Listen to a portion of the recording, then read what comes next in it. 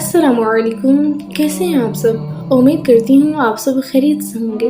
کل ایک بہن نے میسج کیا اور کہا کہ میں درود پاک بھی پڑھ رہی ہوں اور استغفار بھی کر رہی ہوں، لیکن ابھی تک میرے رزق کا مسئلہ حل نہیں ہوا، بہت پریشانی ہے۔ تو مایوس نہ ہوا کریں، یاد رکھیں جب بھی ہم کوئی درود پاک پڑھتے ہیں تو شیطان ہمیں ورگلانے کی بہت کوشش کرتا ہے، کیونکہ درود پاک ایک ایسی عبادت ہے جو اللہ اور اس کے فرشتے بھی کر رہے ہیں، اور یہ اللہ کو بہت محبوب ہے کہ اس کے محبوب پر درود پڑھا جائے۔ اگر آپ کی مشکل حل نہیں ہو رہی تو آپ درود ابراہیمی یا درود خضری پڑھنا شروع کر دیں اور 1.25 کی نیت کر لیں۔ انشاءاللہ 1.25 ہونے سے پہلے ہی آپ کی پریشانی حل ہو جائے گی۔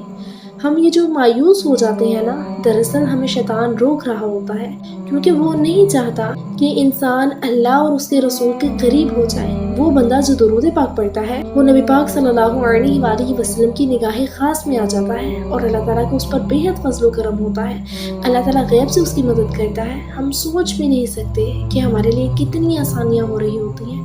جیسے جیسے ہم درود پاک پڑھتے ہیں ہمارے گناہ مٹتے جاتے ہیں اور ہمارے لیے آسانیاں کر دی جاتی ہیں۔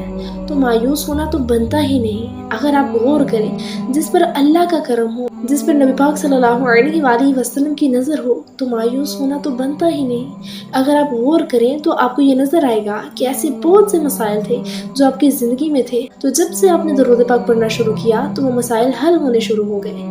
درود پاک کی فضیلت تو دیکھیے، اگر جسم بیمار ہو تو درود شفا ہے، آنکھ خشک ہو تو درود بارش ہے، روح بنجر ہو تو درود بہار ہے، خیال ویران ہو تو درود رونق ہے، سوچ اداس ہو تو درود خوشی و تازگی ہے، فضا مایوس ہو تو درود امید ہے، وجود تلخ ہو تو درود شہد ہے، اور دل مردہ ہو تو درود زندگی ہے۔